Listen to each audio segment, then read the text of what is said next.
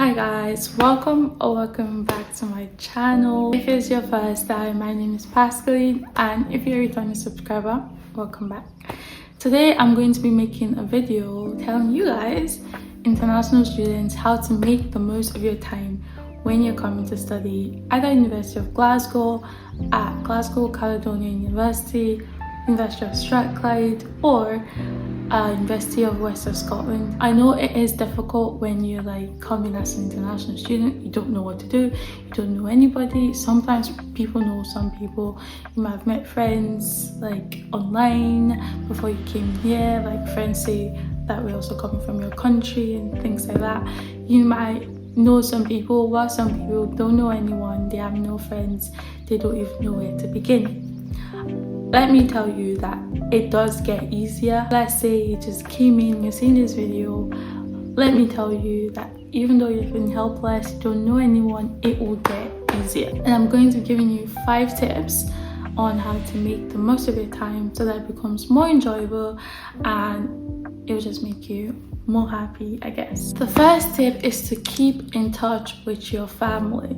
So this is assuming that you still have family members or you are still in contact with them. Some people, for some reason, they're no longer in contact with their family. But if you are in good terms with your family and you came in here still in good terms with your family, make sure that you're keeping in touch with them. You need that familiarity, especially in your first weeks, to tell them what's going on, what's happening, and things like that. So do keep in touch with your family because it will help you mentally, especially because it will still keep that side of you happy, and it would compensate for the fact that you don't know anybody but you still have your family in your corner. The second tip is to integrate.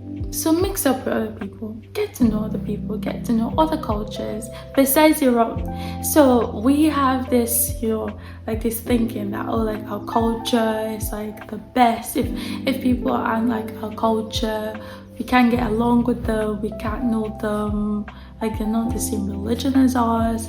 So basically, we just not have anything in common. Well, I have found out that this is not true. Being from the same culture doesn't necessarily mean that you get along with people.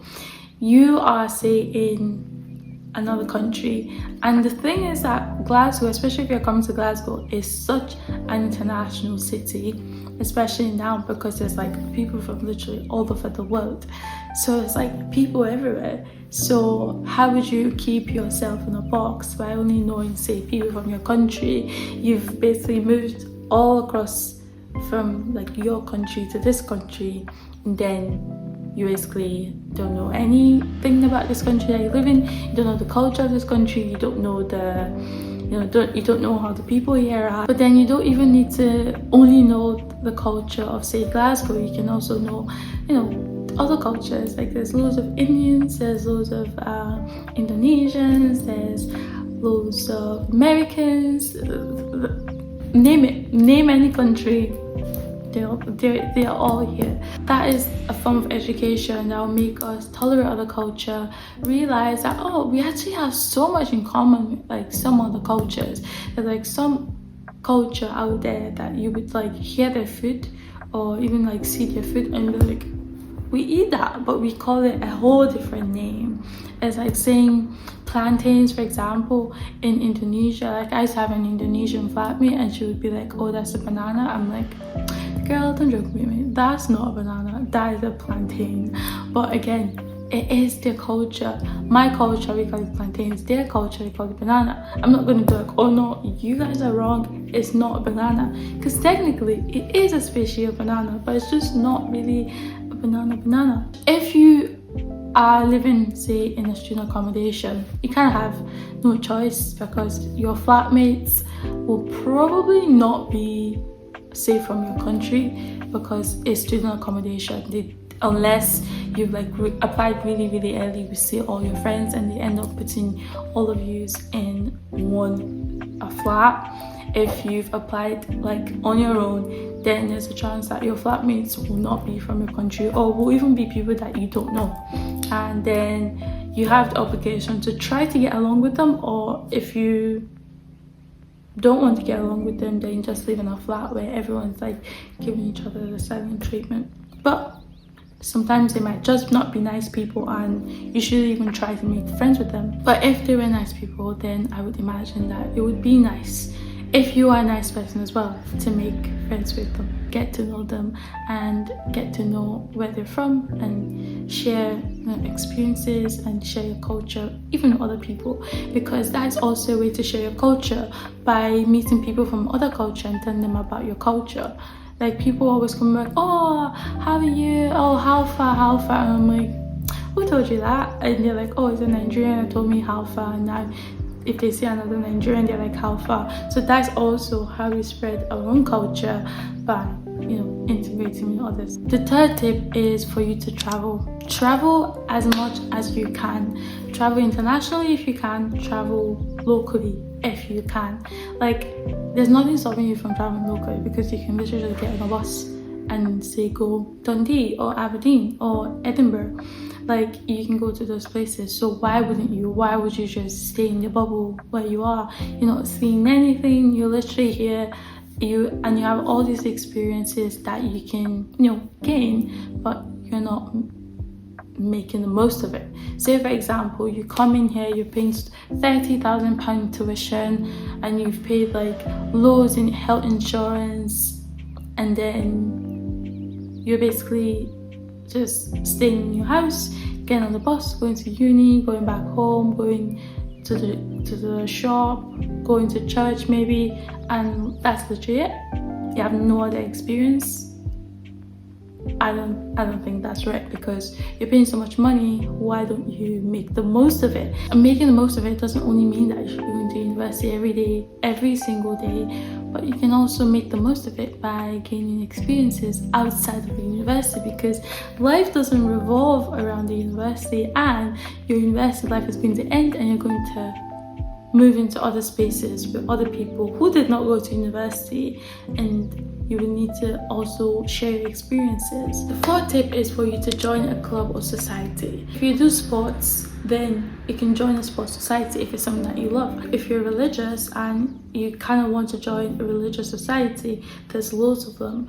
And if you have a hobby, say like painting or even like arts and crafts, there's like loads of societies that you can join. Joining these societies help you meet people that you share things in common with, because basically, how else will you meet somebody who likes music?